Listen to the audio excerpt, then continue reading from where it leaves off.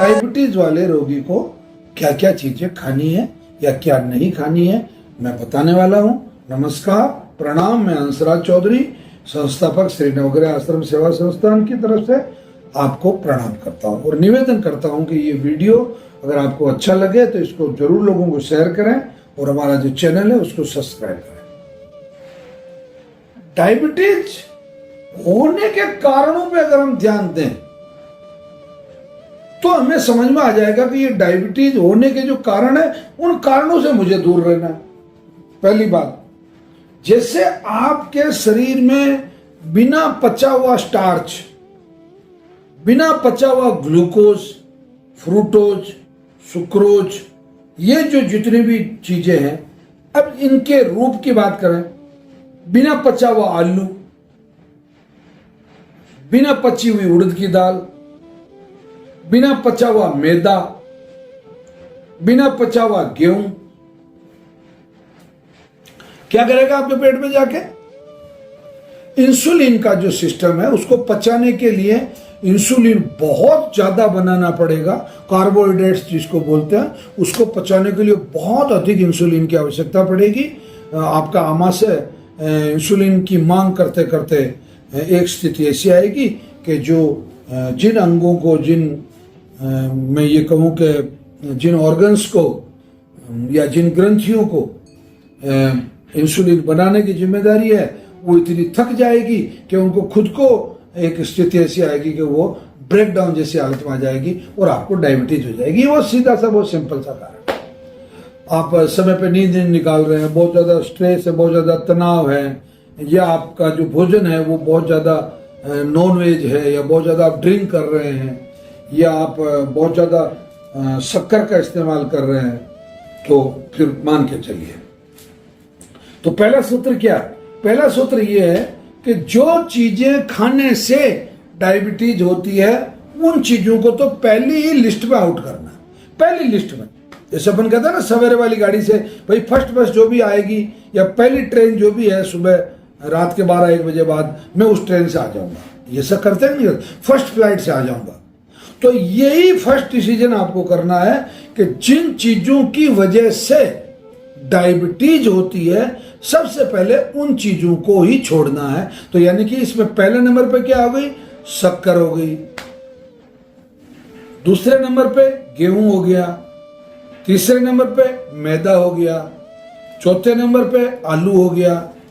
पांचवें नंबर पे आपका उड़द की दाल हो गई।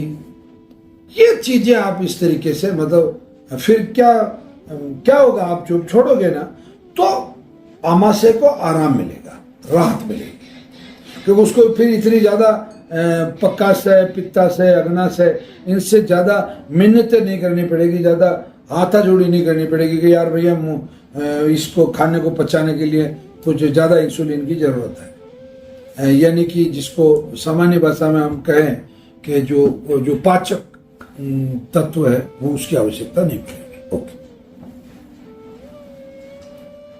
दूसरा, आपकी जो सब्जियां हैं वो मैं क्लियर डिक्लेयर कर रहा हूं, यही सब्जियां डायबिटीज पेशेंट के लिए होनी चाहिए। भिंडी खूब मात्रा में खानी चाहिए, कच्ची भिंडी भी खानी चाहिए और सब्जी बना के भी खानी चाहिए। ग्वार फली पर्याप्त मात्रा में खानी चाहिए। करेला पर्याप्त मात्रा में खाना चाहिए। लौकी और तरोई पर्याप्त मात्रा में खानी चाहिए।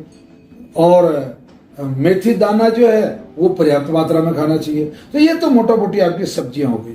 अनाजों में आप जौ ले सकते हैं, बाजरा ले सकते हैं, ज्वारी ले सकते हैं, ये समान मात्रा में, और चना, इन चारों को समान समान मात्रा में लेके और आप अपना आटा पिसवा लें। उसको मिक्सी रोटी भी कह सकते हैं, या यूं कह सकते हैं कि डायबिटीज खत्म करने वाली रोटी है। और दूध की जो मात्रा है डायबिटीज पेशेंट के लिए, दूध की मनाही नहीं है, परंतु दूध मतलब मीठा करके ना पिए। आप फीका दूध चाहे जितना पिए, 1 लीटर पिए, 2 लीटर पिए, आपकी जितनी कैपेसिटी है तो वो आप उतना पी सकते हैं, परंतु उसको मीठा ना करें, शक्कर ना करें उसमें। और गुड़ कभी दूध में नहीं डाला जाता है, क्योंकि गुड़ अगर आप दूध में डालोगे तो आपका जो दूध है वो फट जाएगा, है ना। और वैसे आयुर्वेद की दृष्टि से विरुद्ध आहार भी कहा गया। गुड़ जो है, गुड़ और दूध एक साथ में इस्तेमाल करने की मनाही है, ऐसा शास्त्रों में लिखा है। तो अब दिनचर्या कैसी है? दिनचर्या के मामले में बहुत क्लियर बात है कि सुबह पहले बताओ आपको 4 बजे हरारत में उठ जाना है, मॉर्निंग वॉक हमेशा करनी है, प्राणायाम करने हैं, कसरतें करनी है और शाम को किसी भी कीमत पे 8 बजे सो जाना है। बस अगर ये प्रक्रिया आप अपनाते हैं, ये इस तरीके से अगर आप अपना दिनचर्या बना लेते हैं तो डायबिटीज तो स्वतः ही आपको छोड़ के चला जाएगा।